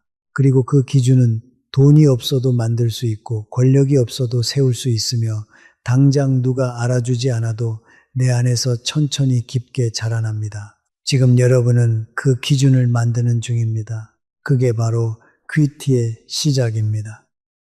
여러분, 여기서 하나 더 깊이 들어가 보고 싶은 이야기가 있습니다. 지금까지 사람의 본성을 알아보는 5가지 신호를 말씀드렸는데요. 사실 제가 70평생 사람을 만나면서 가장 무섭다고 느꼈던 여섯 번째 신호가 있습니다. 바로 누군가가 잘 됐을 때 그 사람이 어떤 표정을 짓는가입니다. 생각해 보세요. 누군가가 힘들어할 때 함께 위로해 주는 건 사실 그렇게 어려운 일이 아닙니다. 인간에게는 본능적으로 약자를 돕고 싶은 마음이 있습니다. 하지만 누군가가 나보다 잘 됐을 때, 나보다 먼저 승진했을 때, 나보다 자식이 더 잘 풀렸을 때, 그 순간 진심으로 함께 기뻐해 줄 수 있는가? 이게 사람의 본성을 가장 정확하게 보여주는 시험대입니다. 제가 알던 두 친구가 있었습니다. 한 분은 나진호라는 분이었고 다른 한 분은 신동식이라는 분이었습니다. 두 분은 거의 40년을 함께 알고 지낸 친구였는데 한 분의 자녀가 큰 회사에 들어가게 됐다는 소식이 전해졌습니다. 그때 나진호 선생님은 진심으로 기뻐하시면서 직접 전화를 걸어 축하 인사를 건네셨습니다. 그런데 신동식 선생님은 표면적으로는 축하한다고 말씀하셨지만 그 후로 묘하게 연락이 뜸해지셨습니다. 나중에 주변 사람들 말로는 속으로 비교가 됐다고, 자기 자식과 비교하며 마음이 불편했다고 하셨답니다. 심리학에서는 이런 감정을 사회적 비교라고 부릅니다. 인간은 본능적으로 자신을 타인과 비교하는 존재입니다. 그런데 그 비교가 어느 방향으로 흐르는가가 중요합니다. 어떤 사람은 다른 사람의 성공을 보며 나도 할 수 있다는 동기로 바꿉니다. 어떤 사람은 다른 사람의 성공을 보며 나는 부족하다는 좌절로 바꿉니다. 그리고 더 위험한 경우는 그 좌절을 상대에 대한 미묘한 적대감으로 바꾸는 경우입니다. 한 사회심리학 연구에서는 이런 현상을 은밀한 질투라고 부릅니다. 겉으로는 축하한다고 말하면서도 속으로는 그 사람이 잘 되지 않기를 바라는 마음입니다. 이런 감정을 가진 사람은 절대 겉으로 티를 내지 않습니다. 오히려 더 적극적으로 축하의 말을 건넵니다. 하지만 그 후의 행동에서 본성이 드러납니다. 갑자기 연락이 줄어들거나 그 사람의 성취에 대해 뒤에서 은근히 깎아내리는 말을 하거나 혹은 묘하게 그 사람과 자신을 계속 비교하는 발언을 합니다. 반대로 진짜 좋은 사람은 다릅니다. 누군가의 성공을 보면서 진심으로 기뻐합니다. 그리고 그 기쁨이 시간이 지나도 변하지 않습니다. 오히려 그 사람의 성공을 자랑스럽게 여기고 주변에 알리기까지 합니다. 이런 사람이야말로 진짜 곁에 둬야 할 사람입니다. 그래서 여러분께 말씀드리고 싶은 게 있습니다. 누군가와의 관계를 오래 이어가고 싶다면 그 사람이 힘들 때 어떻게 위로하는지보다 그 사람이 잘 됐을 때 어떻게 반응하는지를 더 유심히 보세요. 진심으로 축하해주는 사람, 시간이 지나도 그 기쁨을 함께 나누는 사람, 그 사람이 진짜 좋은 사람입니다. 이번엔 조금 다른 이야기를 해보겠습니다. 우리가 사람의 본성을 알아보려 할 때 또 하나 중요한 게 있습니다. 바로 그 사람이 약속을 대하는 태도입니다. 이건 제가 따로 7번째 신호라고 부르고 싶은데요. 사실 굉장히 단순하면서도 강력한 지표입니다. 약속을 가볍게 여기는 사람은 결국 여러분도 가볍게 여길 것입니다. 작은 약속, 예를 들어 다음 주에 전화할게요. 이번에 한번 만나요. 이런 가벼운 말도 지키는 사람과 지키지 않는 사람이 있습니다. 처음엔 별거 아닌 것처럼 느껴지지만 시간이 쌓이면 그 작은 약속들이 결국 그 사람의 신뢰도를 결정합니다. 서울에 사는 한 어르신의 이야기를 들었습니다. 임경자 선생님이라는 분인데 평생 작은 약속도 단 한 번 어긴 적이 없으셨다고 합니다. 심지어 비가 와도 몸이 안 좋아도 미리 연락을 해서 사정을 설명하고 다시 약속을 잡으셨다고 합니다.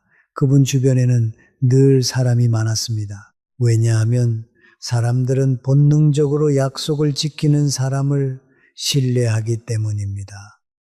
반대로 늘 약속을 어기면서도 미안하다는 말 한마디 없이 넘어가는 사람들이 있습니다. 이런 사람들의 특징은 자신의 시간은 소중하게 여기지만 다른 사람의 시간은 그렇지 않게 여긴다는 점입니다.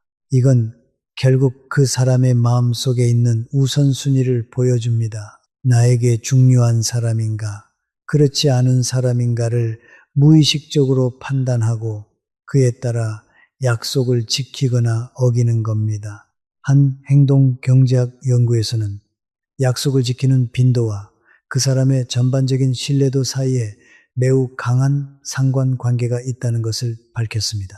그리고 더 흥미로운 건 작은 약속을 지키는 습관이 큰 약속, 즉 인생의 중요한 책임을 지키는 태도와도 연결된다는 점입니다. 즉 작은 것에서 신뢰할 수 없는 사람은 큰 것에서도 신뢰할 수 없는 경우가 많습니다. 자, 이제 조금 더 실용적인 이야기로 넘어가 보겠습니다. 사람의 본성을 알아보는 것만큼 중요한 게 또 있습니다. 바로 우리 자신이 나이가 들어가면서 어떻게 사람을 가려내는 안목을 키울 수 있는가입니다. 제가 100년 넘게 살아오면서 깨달은 게 있습니다. 사람을 보는 눈은 머리로 배우는 게 아니라 경험으로 쌓이는 것입니다. 하지만 그 경험을 좀 더 빨리, 좀 더 정확하게 쌓을 수 있는 방법이 있습니다. 첫째, 시간을 두고 관찰하십시오. 사람의 본성은 한 번의 만남으로 드러나지 않습니다. 적어도 3가지 다른 상황에서 그 사람을 봐야 합니다. 그 사람이 여유로울 때, 그 사람이 스트레스를 받았을 때, 그리고 그 사람이 자신보다 약한 사람을 대할 때, 이 3가지 상황에서 일관된 모습을 보이는 사람이라면 신뢰할 수 있습니다. 반대로 상황에 따라 완전히 다른 사람처럼 변하는 사람이라면 조심해야 합니다. 둘째, 그 사람이 없는 자리에서의 평판을 들어보십시오. 어느 한 분이 저에게 와서 이런 질문을 하셨습니다. 선생님, 저는 사람을 너무 잘 믿는 게 문제 같아요. 어떻게 해야 할까요? 저는 그분께 이렇게 말씀드렸습니다. 그 사람이 여러분 앞에서 어떻게 행동하는지만 보지 말고 그 사람이 다른 사람을 대할 때 어떻게 행동하는지를 보세요. 식당에서 종업원을 대하는 태도, 운전할 때의 모습, 자신보다 지위가 낮다고 여기는 사람을 대하는 방식, 이런 것들이 그 사람의 진짜 본성을 가장 정직하게 보여줍니다. 셋째, 작은 갈등 상황을 함께 겪어보십시오. 사람의 본성은 평온할 때보다 갈등이 생겼을 때 더 선명하게 드러납니다.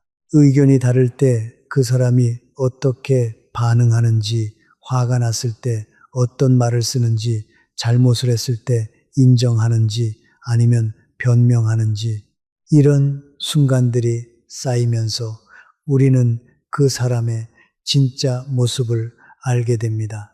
이렇게 사람을 알아가는 과정은 시간이 걸립니다. 하지만 그만큼 가치가 있습니다. 우리 인생의 후반부는 결국 곁에 누가 남아있는가로 그 풍요로움이 결정됩니다. 재산이 아무리 많아도 곁에 진심으로 믿을 수 있는 사람이 없다면 그 인생은 외롭습니다. 반대로 가진 것이 많지 않아도 진심으로 믿고 의지할 수 있는 사람이 한 명이라도 있다면 그 인생은 풍요롭습니다. 그래서 저는 늘 이렇게 말씀드립니다. 사람을 빨리 사귀려 하지 마세요. 사람을 천천히 깊게 알아가세요. 처음에 화려하고 매력적인 사람보다 시간이 지날수록 더 좋아지는 사람을 곁에 두세요.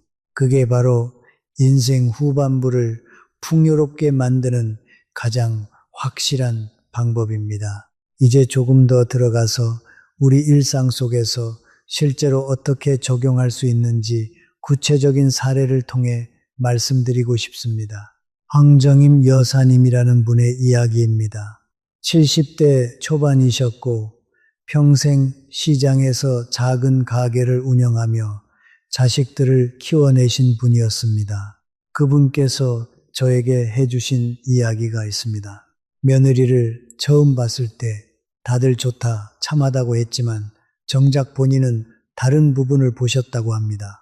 며느리가 식당 종업원에게 말을 거는 태도, 길에서 우연히 만난 노점상 할머니를 대하는 방식, 그런 작은 순간들을 지켜보셨다는 겁니다. 황정임 여사님은 이렇게 말씀하셨습니다. 나한테 잘하는 건 당연한 거예요. 나는 시어머니가 될 사람이니까. 진짜 그 사람을 보려면 그 사람이 나한테 아무 이득이 없는 사람을 대하는 모습을 봐야 해요. 그리고 며느리가 길에서 폐지를 줍는 어르신을 도와 손수레를 끌어들이는 모습을 우연히 보게 되셨다고 합니다. 누가 시킨 것도 아니고 누가 보고 있다는 것도 모르는 상황에서요. 그 순간 황정임 여사님은 마음을 놓으셨다고 합니다. 이 사람은 진짜 좋은 사람이구나. 보여주기 위해서가 아니라 원래 그런 사람이구나. 이 이야기가 우리에게 말해주는 건 분명합니다. 사람의 본성은 그 사람이 누군가에게 보여지고 있다고 생각할 때보다 아무도 보지 않는다고 생각할 때 더 정확하게 드러납니다. 그래서 진짜 사람을 알아보고 싶다면 그 사람이 가장 무방비할 때, 가장 편안할 때, 그리고 아무 이득도 없는 상황에서 어떻게 행동하는지를 보셔야 합니다. 이번엔 한상철이라는 분의 이야기입니다. 택시기사로 평생을 일하셨던 분인데 손님들의 본성을 가장 가까이서 보는 직업이었다고 하셨습니다. 그분이 해주신 이야기 중에 인상 깊었던 게 있습니다. 비 오는 날 손님이 우산을 두고 내리면 어떤 손님은 다시 돌아와서 미안하다고 고맙다고 인사를 하고 어떤 손님은 마치 당연한 듯 아무 말 없이 받아간다는 겁니다. 그리고 더 흥미로운 건 택시가 막혔을 때 반응이었습니다. 어떤 분은 괜찮아요, 천천히 가셔도 돼요 하고 어떤 분은 아니 왜 이렇게 막혀요, 빨리 좀 가주세요 하고 짜증을 낸다는 겁니다. 한상철 선생님은 이렇게 말씀하셨습니다. 사람이 자기보다 약하다고 생각하는 사람을 대할 때 그게 그 사람의 진짜 얼굴이에요. 저는 이 말이 정말 깊은 진실을 담고 있다고 생각합니다. 우리가 정말 조심해야 할 건 나에게 잘해주는 사람이 아니라 나보다 약한 사람에게 어떻게 하는지를 보고 판단해야 합니다. 왜냐하면 나에게 잘해주는 건 계산이 들어갈 수 있지만 약자에게 하는 행동에는 계산이 들어갈 이유가 없기 때문입니다. 자, 이제 귀티에 관한 이야기로 다시 돌아가서 좀 더 구체적인 사례를 나눠보겠습니다. 윤정희 선생님이라는 분이 계셨습니다. 남편을 오랫동안 간병하시면서도 늘 단정한 모습을 잃지 않으셨던 분입니다. 주변에서 다들 힘드실 텐데 어떻게 그렇게 단정하게 사세요 하고 물으면 이렇게 답하셨다고 합니다. 내가 무너지면 이 집 전체가 무너져요. 그래서 아침마다 머리를 빗고 옷을 갈아입어요. 그게 나를 지키는 방법이에요. 이게 바로 귀티의 본질입니다. 화려함이 아니라 자기 자신을 지켜내는 힘입니다. 아무리 힘든 상황에서도 자신을 흐트러뜨리지 않으려는 그 의지, 그게 바로 품격입니다. 그리고 흥미로운 건 윤정희 선생님 주변에는 늘 도와주려는 사람들이 모였다고 합니다. 사람들은 본능적으로 자신을 잘 추스르는 사람에게 신뢰를 느끼고 그런 사람을 돕고 싶어 하기 때문입니다. 반대 사례도 있습니다.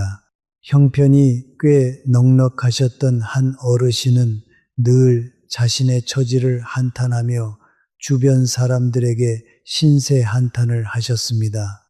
물질적으로는 부족함이 없었지만 늘 불안하고 불만족스러운 표정이었습니다.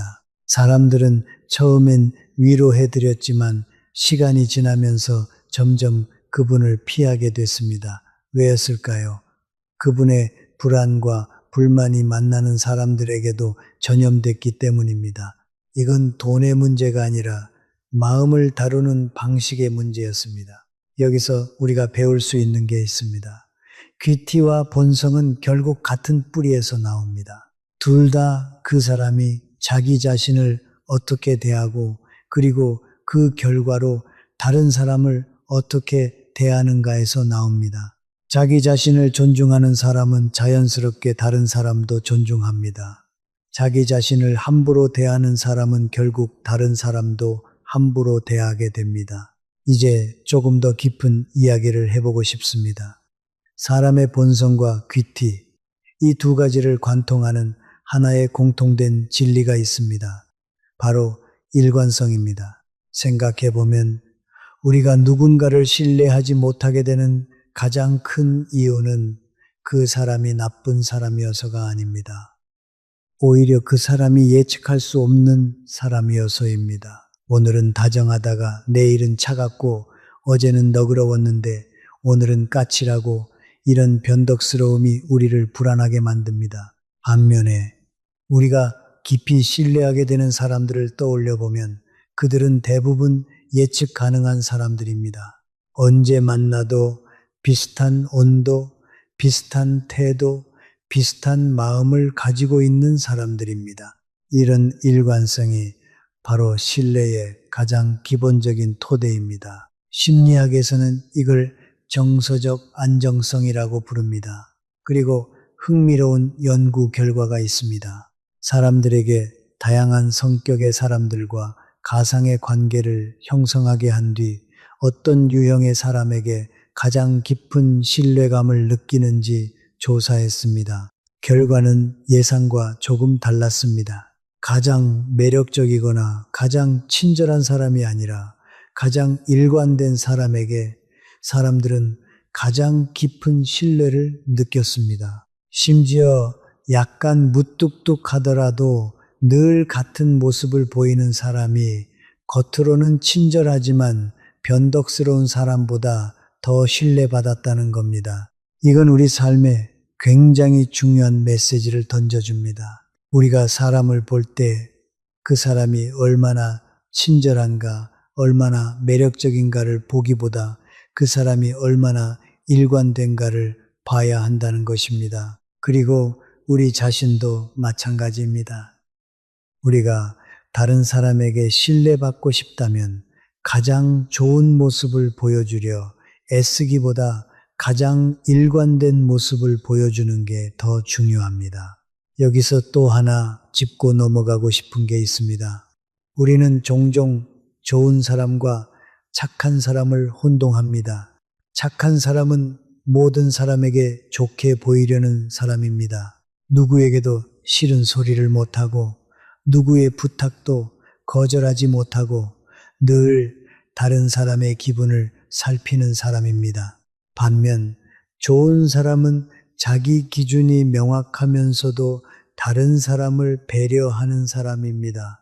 필요할 때는 거절할 수 있지만 그 거절이 상대를 깎아내리지 않습니다. 흥미로운 건 착한 사람이 오히려 시간이 지나면 신뢰를 잃는 경우가 많다는 것입니다. 왜냐하면 착한 사람은 모든 사람에게 좋은 말을 하기 때문에 결국 그 말의 진실성이 의심받게 됩니다. 이 사람 앞에서는 내 편을 들어주는데 다른 사람 앞에서는 그 사람 편을 들어줄 것 같다는 느낌을 주기 때문입니다. 제가 만났던 서진우라는 분의 이야기입니다. 약사로 평생을 일하셨던 분인데 동네에서 평판이 정말 좋았습니다.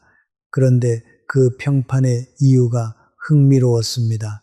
그분은 모든 사람에게 좋게만 말하는 분이 아니었습니다. 오히려 필요할 때는 직설적으로 말씀하시는 분이었습니다. 이 약은 효과가 크지 않을 수도 있어요. 차라리 병원에 가보세요. 이렇게 손해를 보더라도 솔직하게 말씀하셨습니다. 그런데 바로 그 솔직함 때문에 사람들은 그분을 더 신뢰했습니다. 왜냐하면 사람들은 본능적으로 알기 때문입니다. 이 사람은 나에게 듣기 좋은 말을 하는 게 아니라 진짜 나를 위한 말을 하는구나. 이게 바로 진짜 좋은 사람의 모습입니다. 모두에게 좋은 사람이 되려 하지 않고 옳다고 생각하는 것을 솔직하게 말할 수 있는 사람, 그리고 그 솔직함 속에 상대를 향한 진심이 담겨 있는 사람. 이제 조금 다른 각도에서 이야기를 해보겠습니다. 우리가 살아오면서 가장 후회하는 것 중 하나가 바로 사람을 잘못 본 경험일 겁니다. 그런데 여기서 중요한 질문이 있습니다. 우리는 정말 그 사람을 잘못 본 걸까요? 아니면 알고 있었지만 보고 싶지 않았던 걸까요? 이건 굉장히 중요한 차이입니다. 많은 경우 우리는 이미 신호를 받았습니다.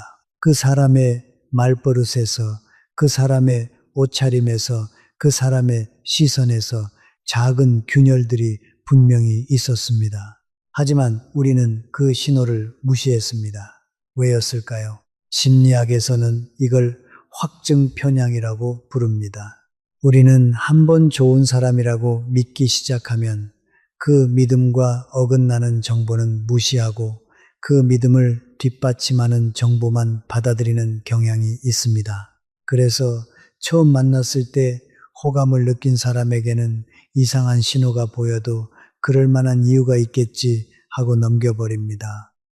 그래서 제가 여러분께 드리고 싶은 조언이 있습니다.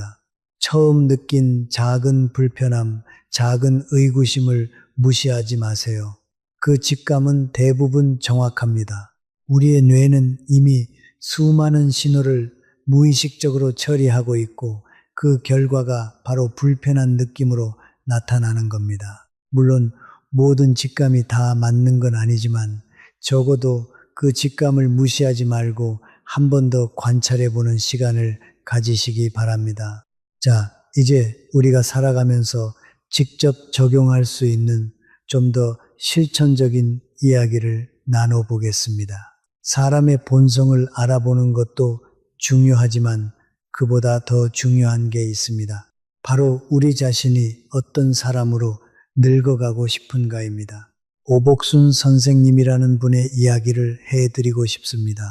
제주에서 평생 농사를 지으며 살아오신 분인데 77이 되셨을 때 무릎 수술을 받으셨습니다. 수술 후 거동이 불편해지자 자식들이 모두 걱정했습니다. 그런데 오복순 선생님은 오히려 이렇게 말씀하셨다고 합니다. 내가 이제 몸이 불편해지니까 사람들이 진짜 내 곁에 남는지 떠나는지 보이더라. 그리고 신기하게도 평소에 별로 가깝지 않았던 이웃 한 분이 매일 들러서 안부를 물어주셨고, 반면 평소에 친하다고 생각했던 사람들 중 일부는 점점 연락이 뜸해졌다고 합니다. 오복순 선생님은 이런 경험을 통해 깨달은 게 있다고 하셨습니다. 사람의 진심은 내가 잘 나갈 때가 아니라 내가 약해졌을 때 드러난다는 것을요. 그리고 이렇게 덧붙이셨습니다. 그러니까 너무 일찍 사람을 판단하지 마라. 그 사람이 정말 어떤 사람인지는 내가 힘들어졌을 때 비로소 알게 된다. 이 이야기는 우리에게 두 가지 교훈을 줍니다. 하나는 사람을 판단할 때 좋은 시절만 보고 판단하지 말라는 것입니다. 진짜 그 사람의 본성은 힘든 시기에 드러납니다. 또 하나는 우리 자신도 누군가에게 그런 사람이 되어야 한다는 것입니다.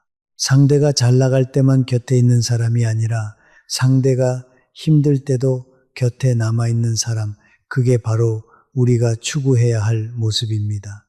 이제 조금 더 나아가서 우리가 나이 들어가면서 어떻게 귀티를 유지할 수 있는지 이야기해 보겠습니다. 사실 나이가 든다는 건 어떤 의미에서는 귀티를 만들기에 가장 좋은 시기입니다. 왜냐하면 젊을 때는 외적인 매력, 즉 부티에 쉽게 휩쓸릴 수 있지만 나이가 들면서 진짜 중요한 게 무엇인지 자연스럽게 깨닫게 되기 때문입니다. 장기영 선생님이라는 분의 이야기입니다. 평생 농사를 지으며 사셨고 화려한 것과는 거리가 먼 삶을 살아오셨습니다. 그런데 동네에서 그분을 만나본 사람들은 모두 공통적으로 이렇게 말합니다. 그분 옆에 있으면 마음이 편안해진다. 그 이유를 물어보면 다들 비슷한 답을 합니다. 그분은 말씀을 천천히 하시고 다른 사람 말을 끝까지 들으시고 화가 나는 상황에서도 목소리를 높이지 않으신다고요. 장기영 선생님께 그 비결을 여쭤본 적이 있습니다. 그분은 이렇게 답하셨습니다. 나는 평생 땅을 가꾸며 살았어. 땅은 절대 서두른다고 빨리 자라지 않아. 그래서 나도 서두르지 않는 법을 배웠지. 이 말씀이 정말 깊이 와닿았습니다. 귀티라는 건 결국 삶을 대하는 속도, 그리고 그 속도에서 나오는 평온함에서 시작되는 것이 아닐까 싶습니다. 여러분, 지금까지 우리는 사람의 본성을 알아보는 신호들과 귀티를 만드는 방법들에 대해 깊이 이야기를 나눠봤습니다. 이 모든 이야기를 관통하는 하나의 진리가 있습니다. 결국 모든 것은 자기 자신을 어떻게 대하느냐에서 시작된다는 것입니다. 자기 자신을 존중하는 사람은 다른 사람도 존중합니다. 자기 자신에게 솔직한 사람은 다른 사람에게도 솔직합니다. 자기 자신의 시간을 귀하게 여기는 사람은 다른 사람의 시간도 귀하게 여깁니다. 결국 우리가 밖으로 드러내는 모든 모습은 안에서부터 시작된 것입니다. 여러분, 여기서 잠깐 제가 자주 받는 질문이 하나 있습니다. 선생님, 그럼 이미 곁에 있는 사람이 좋지 않은 본성을 가진 사람이라는 걸 알게 됐다면 어떻게 해야 하나요? 평생을 같이 산 가족일 수도 있고 오래된 친구일 수도 있는데 이제 와서 어떻게 해야 할까요? 이건 정말 어려운 질문입니다. 그리고 정답이 하나만 있는 건 아닙니다. 하지만 제가 드릴 수 있는 조언은 이렇습니다. 모든 관계를 칼로 자르듯 끝낼 필요는 없습니다. 다만 거리를 조절하는 지혜가 필요합니다. 가족이라면 그 사람의 본성을 받아들이되 기대를 조정하는 게 중요합니다. 이 사람은 원래 이런 사람이구나, 내가 바꿀 수 없는 부분이구나 하고 인정하는 순간 오히려 마음이 편해집니다. 우리를 가장 힘들게 하는 건 상대의 본성 자체가 아니라 그 사람이 변하기를 바라는 우리의 기대입니다. 친구나 지인이라면 조금 더 적극적으로 거리를 둘 수 있습니다. 모든 관계를 다 끝까지 끌고 갈 필요는 없습니다. 인생은 짧고 우리에게 주어진 시간과 마음의 에너지는 한정적입니다. 그 에너지를 나를 갉아먹는 사람에게 쓸지 아니면 나를 채워주는 사람에게 쓸지 그건 우리의 선택입니다. 신명숙 선생님이라는 분이 해주신 말씀이 있습니다. 70이 넘어서야 깨달았어요. 모든 사람과 잘 지내려고 애쓸 필요가 없다는 걸. 그 전에는 누구에게나 좋은 사람이 되려고 애썼는데 이제는 나에게 좋은 사람에게만 마음을 쓰기로 했어요. 그러고 나니 인생이 훨씬 가벼워졌어요. 이 말씀이 정말 깊은 지혜를 담고 있다고 생각합니다. 나이가 들수록 우리는 관계를 정리할 권리와 지혜를 갖게 됩니다. 모든 사람을 다 품을 필요는 없습니다. 진짜 소중한 몇 사람에게 깊은 마음을 쓰는 것, 그게 인생 후반부의 진짜 풍요로움입니다. 이제 마무리하면서 오늘 나눈 모든 이야기를 다시 한번 정리해 드리겠습니다. 사람의 본성을 알아보는 5가지 신호는 이렇습니다. 옷차림에서 그 사람의 심리를 읽고, 말버릇에서 그 사람의 내면을 듣고, 겸손한 척과 진짜 겸손을 구분하고, 시선에서 거짓 없는 진실을 보고, 그리고 권력을 쥐었을 때 변하는지를 관찰하세요. 여기에 더해 누군가의 성공에 어떻게 반응하는지, 그리고 약속을 어떻게 대하는지도 함께 살펴보시기 바랍니다. 그리고 귀티를 만드는 방법은 이렇습니다. 옷이 아니라 태도에서 귀티가 나옵니다. 얼굴이 아니라 몸의 에너지에서 귀티가 시작됩니다. 시간에 쫓기지 않는 여유에서 품격이 나옵니다. 관계 속에서 상대를 존중하는 태도가 귀티를 만듭니다. 그리고 무엇보다 내가 나를 아끼는 마음에서 모든 귀티가 시작됩니다. 말투를 정돈하는 하루 10분, 시간을 다루는 15분의 여유, 그리고 내 기준을 지키는 연습, 이 세 가지를 오늘부터 실천해 보시기 바랍니다. 여러분, 사람을 보는 눈을 갖는다는 건 단순히 좋은 사람과 나쁜 사람을 구분하는 능력이 아닙니다. 그건 결국 나 자신을 더 잘 이해하는 과정이기도 합니다. 우리가 다른 사람에게서 보는 모든 신호는 사실 우리 자신을 비추는 거울이기도 합니다. 누군가의 진실함에 감동받는다면 그건 우리 안에도 진실함을 소중히 여기는 마음이 있기 때문입니다. 누군가의 거짓에 분노한다면 그건 우리가 진실을 얼마나 중요하게 여기는지를 보여주는 것입니다. 그러니 오늘부터 사람을 볼 때 이렇게 생각해 보세요. 이 사람에게서 무엇을 배울 수 있을까? 이 사람의 어떤 모습이 나에게도 있을까? 그리고 나는 다른 사람에게 어떤 모습으로 비춰지고 있을까? 이런 질문들을 스스로에게 던지는 순간 여러분은 단순히 사람을 판단하는 사람이 아니라 사람을 이해하는 사람으로 성장하게 될 것입니다. 여러분께 마지막으로 하나의 이야기를 더 들려드리고 싶습니다. 제가 지금까지 만난 사람들 중에서도 가장 오래 기억에 남는 분의 이야기입니다. 백종현 선생님이라는 분이었습니다. 한때 사업을 크게 하셨던 분인데 사업이 어려워지면서 거의 모든 재산을 잃으셨습니다. 그런데 흥미로운 건 재산을 잃은 후에 오히려 그분의 진짜 모습이 드러났다는 것입니다. 사업이 한창 잘 되던 시절 백종현 선생님 주변에는 늘 사람이 많았습니다. 명절마다 선물이 쏟아져 들어왔고 식사 자리에는 늘 사람들이 줄을 섰습니다. 그런데 사업이 무너지자 거의 모든 사람이 떠났습니다. 명절 선물도 끊기고 전화도 줄어들고 한때 형님 아우하며 가깝게 지냈던 사람들조차 연락을 피했습니다. 처음엔 백종현 선생님도 많이 힘들어 하셨다고 합니다. 사람에 대한 배신감, 세상에 대한 원망, 이런 감정들이 한꺼번에 몰려왔다고 하셨습니다. 그런데 시간이 지나면서 그분은 오히려 감사하다는 마음을 갖게 되셨다고 합니다. 왜였을까요? 그분은 이렇게 말씀하셨습니다. 그 시절 떠난 사람들은 사실 처음부터 나를 좋아한 게 아니라 내 돈을 좋아했던 거예요. 그걸 그때는 몰랐는데 이제는 알겠더라고요. 그리고 그 일을 겪으면서 진짜 남은 사람들을 알게 됐어요. 그 사람들이 진짜 내 사람들이었던 거죠. 실제로 백종현 선생님 곁에는 몇 명의 사람이 끝까지 남았습니다. 그중 한 분은 젊은 시절 함께 고생했던 직원이었는데 사업이 무너진 후에도 매주 찾아와 안부를 묻고 형편이 어려운 걸 알고 작은 도움도 마다하지 않았다고 합니다. 백종현 선생님은 그 직원에게 늘 이렇게 말씀하신다고 합니다. 자네가 내 진짜 가족이야.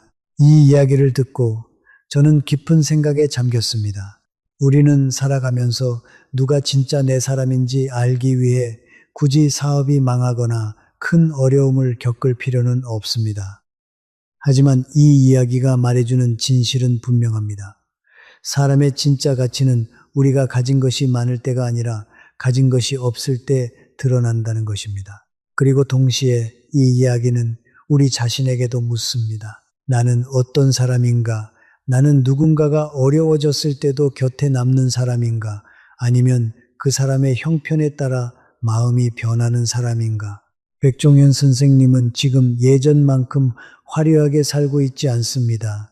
작은 집에서 검소하게 지내고 계십니다. 하지만 그분을 만나본 사람들은 모두 이렇게 말합니다. 그분에게는 묘한 품격이 있다고요. 화려한 옷을 입지 않아도 비싼 시계를 차지 않아도 그분의 말투와 눈빛에는 깊이가 있다고 합니다. 저는 이게 바로 진짜 귀티라고 생각합니다. 모든 것을 잃었을 때도 잃지 않는 그 무언가, 그게 바로 그 사람의 진짜 본질입니다. 부티는 가진 것에서 나오지만 귀티는 잃은 후에도 남는 것에서 나옵니다. 여러분, 우리는 모두 언젠가 무언가를 잃습니다. 건강을 잃을 수도 있고, 재산을 잃을 수도 있고, 사랑하는 사람을 잃을 수도 있습니다. 그런 순간이 왔을 때 무엇이 남는지를 보면 그게 바로 우리의 진짜 모습입니다. 그러니 지금부터라도 화려한 겉모습이 아니라 잃어도 남는 것, 즉 진실한 태도, 단단한 마음, 그리고 사람을 향한 따뜻함을 쌓아가시기 바랍니다. 그게 바로 그 무엇으로도 빼앗길 수 없는 진짜 귀티이고 동시에 사람의 진짜 본성이 가장 아름답게 드러나는 모습이기도 합니다. 오늘 우리가 나눈 이야기들을 가슴에 담고 가시기 바랍니다. 사람을 보는 눈, 그리고 나 자신을 가꾸는 마음, 이 두 가지는 결국 하나로 이어져 있습니다. 좋은 사람을 알아보는 안목을 가진 사람은 결국 스스로도 좋은 사람이 되어가는 법입니다. 여러분의 곁에 있는 사람들을 다시 한번 떠올려 보세요. 그리고 오늘 말씀드린 신호들을 하나씩 비추어 보세요. 그리고 더 중요한 건 여러분 자신을 비추어 보는 것입니다. 나는 어떤 옷을 왜 입고 있는가? 나는 어떤 말버릇을 가지고 있는가? 나는 누군가의 성공에 진심으로 기뻐하는가? 나는 약속을 얼마나 소중히 여기는가? 이 모든 질문에 솔직하게 답하는 과정 속에서 여러분은 더 깊고 단단한 사람으로 성장하실 것입니다. 그리고 그 성장이 바로 진짜 귀티이고 진짜 좋은 본성입니다. 오늘 이야기가 마음에 드셨다면 소중한 분들께 공유해 주시고 구독과 좋아요로 응원해 주세요. 여러분과의 소중한 연결이 저에게 큰 힘이 됩니다. 그리고 여러분의 경험과 생각을 댓글로 나눠주세요. 여러분의 한마디가 누군가에게는 큰 위로와 깨달음이 될 수 있습니다. 오늘도 끝까지 함께 해주셔서 진심으로 감사합니다. 오늘도 건강하세요.